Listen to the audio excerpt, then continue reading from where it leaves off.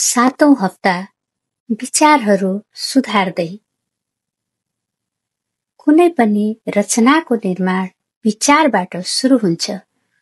कुनै चीजको विचार वास्तवमा त्यो चीज नै हो जुन केवल अति सूक्ष्म कम्पनको स्तरमा हुन्छ।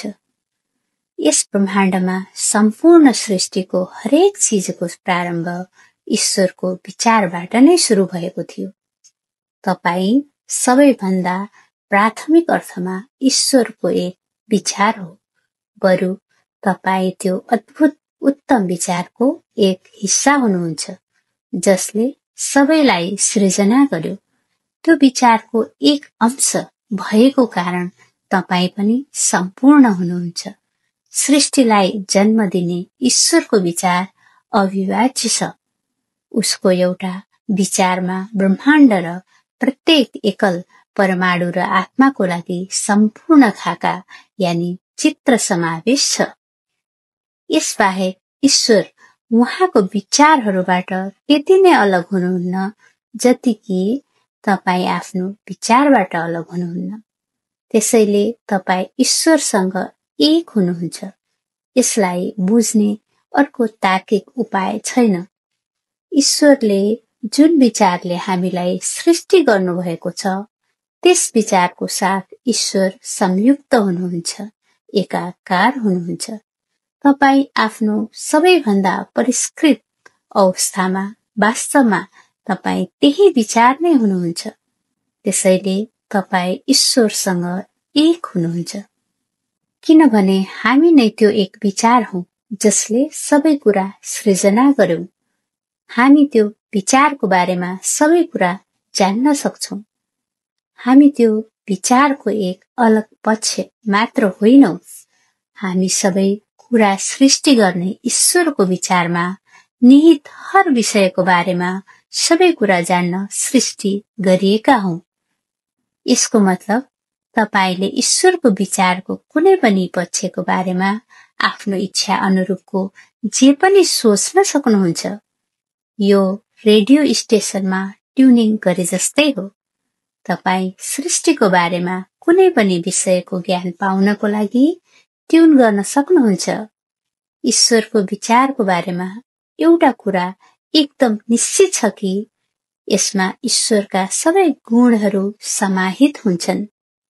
तपाई ईश्वरको विचारमा हुनुहुन्छ र तपाईले ईश्वरको सबै गुणहरूलाई ग्रहण गर्नुहुन्छ र त्यसैगरी ईश्वरको विचारको सबै अन्य पक्षहरूले पनि ईश्वरको गुणहरूको ग्रहण गर्दछन्। जब तपाई ईश्वरको विचारको केही पक्षमा ध्यान केन्द्रित गर्नुहुन्छ तब तपाई 100% निश्चित हुन सक्नुहुन्छ।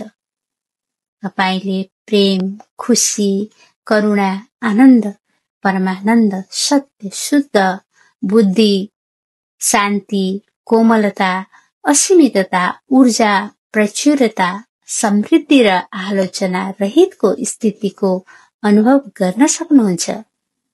यो तपाईको अनुभव नै त्यो अनुभव हो जुन ईश्वरले तपाईलाई सृष्टि गर्दा उहाँको विचारमा योजना गर्नुभएको थियो। याद गर्नुहोस्, सबै सृष्टि एक विचारबाट सुरु हुन्छ। तपाई सृष्टिकर्ता हुनुहुन्छ। तपाई पनि सृष्टि गर्नुहुन्छ। तपाईको रचनाहरू पनि विचारबाट सुरु हुन्छ। त्यसपछि तपाईले सिर्जना गरेको कुरा स्वयं अनुभव गर्नुहुन्छ। यदि तपाईले ब्रह्माण्ड सृष्टि गर्ने ईश्वरको विचारको कुनै पक्षबाट केही सुरु गर्नुभयो तब तपाईले ईश्वरको सृष्टि जस्तै सृष्टि पाउनुहुनेछ। तपाईको सृष्टिले तब मात्र तपाईलाई ईश्वरका गुणहरूको अनुभव गराउनेछ। केवल त्यही विचार जुन विचार ईश्वरको गुणमा निहित हुनेछ। अन्य कुनै पनि गुणहरू छैनन्। ईश्वरको विचारले त्यो कहिले प्रकट गर्दैन जुन उहाँसँग नै छैन। स्वर्गमा जीवन जिउनको लागि यो एक अचूक विधि हो। त्यसैले गल्ती गर्नु मानवीय होइन र जीवन संघर्ष होइन। तब प्रकृतिका सबै शक्तिहरू तपाईको सहायतामा आउँछन् अनि तपाईले ईश्वरका गुणहरू मात्र अनुभव गर्नुहुन्छ। तर वास्तविक संसारमा दृष्टि लगाउँदा यो भइरहेको छैन भन्ने संकेत गर्दछ। के गलत भयो? यहाँसम्म कि तपाईको आफ्नै जीवनमा पनि केही संघर्ष, केही गल्ती, केही पीडा समावेश भएको प्रतीत हुन्छ। के गल्ती भयो त? केही गल्ती भएको छैन। यहाँसम्म कि तपाईमा देखिने त्रुटिहरू, संघर्षहरू र पीडाहरूले पनि तपाईको ईश्वरत्व र पूर्णतालाई संकेत गर्दछ। याद राख्नुहोस्, तपाई ईश्वरको स्वरूपमा बन्नु भएको हो। ईश्वर संप्रभु यानी सार्वभौम हुनुहुन्छ। उहाँले तपाईलाई उहाँको आफ्नै विचारले सृष्टि गर्नुभयो। त्यसैले तपाई पनि संप्रभु हुनुहुन्छ। यो भन्नुको अर्को अर्थ यो हो कि तपाईसँग स्वतन्त्र इच्छा छ। तपाई पनि सृष्टिकर्ता हुनुहुन्छ। ईश्वरको स्वरूपमा बन्नु भएको छ र तपाईले पनि आफ्नो सम्पूर्ण परिस्थिति आफ्नै सोचद्वारा सृजना गर्नुहुन्छ। ईश्वरको विचार जुन तपाईसँग एक छ, त्यो तपाईको लागि उपलब्ध छ। तपाई त्यो विचारमा स्थिर रहन छनौट गर्न सक्नुहुन्छ। यो तपाईको रोजाइ हो। यो तपाईको स्वतन्त्र इच्छा हो कि तपाई आफ्नो सृष्टिको लागि ईश्वरको विचार प्रयोग गर्नुहुन्छ वा तपाई आफ्नो आफ्नै विचारको कल्पना गर्न पनि सक्नुहुन्छ। त्यसपछि तपाईको सृष्टिमा तपाईले नियुक्त गर्नुभएको गुणहरू नै हुनेछ। पटक पटक तपाईले आफ्नै विचारहरू रोज्नुभयो र त्यसले एक दयनीय अनुभव सृजना गर्नुभयो। यसको मतलब तपाई दुखी हुनुहुन्छ भन्ने होइन। त्यो असम्भव छ। तपाई आफ्नो पूर्णता परिवर्तन गर्न सक्नुहुन्न। यद्यपि एक सृष्टिकर्ताको रूपमा तपाईले सृजना गर्न सक्नुहुन्छ र अनुभव गर्न सक्नुहुन्छ, जुन पूर्ण भन्दा कम देखिन्छ। जब तपाई ईश्वरको विचारबाट सुरु गर्नुहुन्छ, तब मात्र तपाई पूर्णता र ती सबै अन्य अद्भुत गुणहरूको बारेमा आश्वस्त हुन सक्नुहुन्छ। वास्तविक अर्थमा तपाईले आफ्नो विचारले सृजना गर्नुभएको संसार एक भ्रम हो। त्यो सत्य होइन। सत्य त स्थायित्व हुन्छ। सत्य कहिल्यै परिवर्तन हुँदैन। सत्यले हामीलाई र ब्रह्माण्ड सृष्टि गर्ने ईश्वरको विचारलाई वर्णन गर्दछ। त्यो विचार नै सत्य हो। त्यो विचारले सधैँ सुखको बारेमा बताउँछ, दुःखको बारेमा कहिल्यै बताउँदैन। यसले आनन्द र करुणाको बारेमा बताउँछ, निराशाको बारेमा कहिल्यै बताउँदैन। यसले बुद्धिमत्ताको बारेमा बताउँछ, कहिल्यै गल्ती गर्दैन।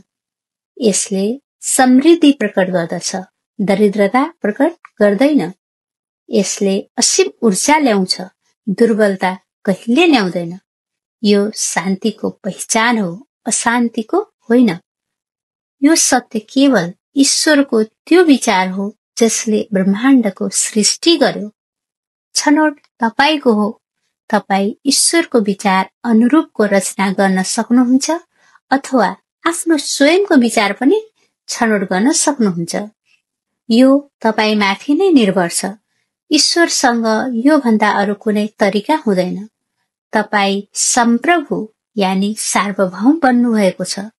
तपाई संकल्प शक्तिद्वारा बनाइनु भएको, तपाई सृष्टिकर्ताको रूपमा रचना गरिनु भएको छ।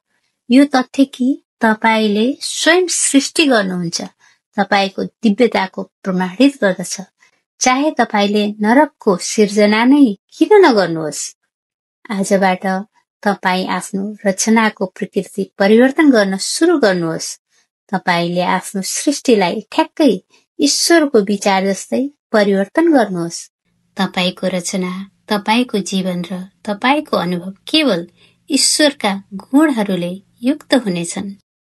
तपाईले आफ्नो रचना हेरेर आफ्नो विचार के हो भनेर सठिक अनुमान लगाउन सक्नुहुन्छ। यदि तपाई ऋणमा डुब्नु भएको छ र दरिद्रताबाट डराउनुहुन्छ भने तपाईको मनमा अभावको विचार आउँछ। त्यसैले तपाई ईश्वरको विचार अनुरूपको समृद्धिको अनुभूति गर्न असफल हुनुहुन्छ। यदि तपाई एक्लो हुनुहुन्छ र प्रेम बाँड्नको लागि कोही पनि छैन भने तपाईको मनमा यस्ता विचारहरू आउन सक्छन् कि तपाई प्रेमको लायक नै हुनुहुन्न वा प्रेमको अस्तित्व नै छैन। तपाई भन्नुहुन्छ कि त्यो साँचो होइन, किनकि तपाई यो कुरामा जोड दिनुहुन्छ कि तपाई प्रेम चाहनुहुन्छ र तपाई धन चाहनुहुन्छ। पक्कै पनि तपाई तिनीहरूलाई चाहनुहुन्छ। तपाई ईश्वरको सबै गुणहरूको अनुभव गर्न चाहनुहुन्छ। तपाई तिनीहरूलाई उत्साहको साथ चाहनुहुन्छ। त्यो इच्छा तपाईको स्वभावको भागको रूपमा अन्तर्निहित छ। यसरी नै तपाईको सृष्टिको रचना भएको हो। तपाई प्रेम, प्रचुरता, ज्ञान, आनन्द, शान्ति आदिको चाहनाबाट छुटकारा पाउन सक्नुहुन्न। यो तपाईको नै एक अंश हो। त्यही पनि त्यहाँ केही विचारहरू छन्, सम्भवतः अवचेतन अवस्थामा पनि, जसले तपाईको सृष्टिलाई तपाईले चाहेको त्यो गुणहरूबाट वञ्चित गर्दछ। यदि तिनीहरू अवचेतन छन् भने म कसरी मेरो विचारहरू परिवर्तन गर्न सक्छु? तपाईले सोध्न सक्नुहुन्छ। अहिलेसम्म निकै गाह्रो भएको छ भने पनि आजैबाट तपाई यो प्रक्रिया सुरु गर्नुहोस्। बिस्तारै बिस्तारै विधिपूर्वक र निश्चित रूपमा तपाईले आफ्नो सोच परिवर्तन गर्नुहुनेछ ताकि यसले ईश्वरका गुणहरू सृजना हुनेछ। तपाई ईश्वरको विचारमा संयुक्त हुनुहुनेछ र यसलाई आफ्नो रूपमा दाबी गर्नुहुनेछ। हरेक दिन यो हप्ता यो पाठ पढ्नुहोस्। प्रत्येक वाक्य बिस्तारै बिस्तारै पढ्नुहोस् र यसको अर्थ बुझ्नुहोस्। तपाईको शान्त अवधिमा हृदयमा ध्यान केन्द्रित गरेपछि र तपाईको उच्च स्वको संकेत प्राप्त गरेपछि भन्नुहोस्, प्रिय मेरो उच्च स्व, अब मलाई मेरो सोचमा रहेको कुनै त्रुटिहरूको बारेमा बताउनुहोस्। त्यसपछि चुपचाप बस्नुहोस् र तपाईको उच्च स्वलाई संवाद गर्न दिनुहोस्। तपाईलाई केही विचारहरू महसुस हुनेछ जसले तपाईको जीवनमा उथलपुथल मचाइरहेको छ। ती विचारहरू मनमा आउने बित्तिकै लेख्नुहोस्। यस हप्ताको पाठ केवल ती विचारहरू पहिचान गर्न हो जुन तपाईले सच्याउन आवश्यक छ। तपाईको दिनभरिको गतिविधिमा तपाईका अनुभवहरू के छन् ध्यान दिनुहोस्।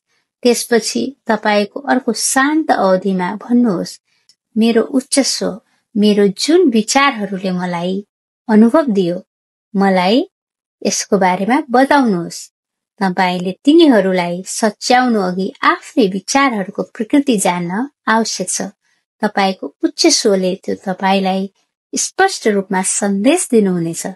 यो हप्ता जब तपाई सुत्नु अघि ओछ्यानमा चुपचाप पल्टिनुहुन्छ, ती व्यक्तिहरूको बारेमा सोच्नुहोस् जो तपाईको जीवनमा छन्।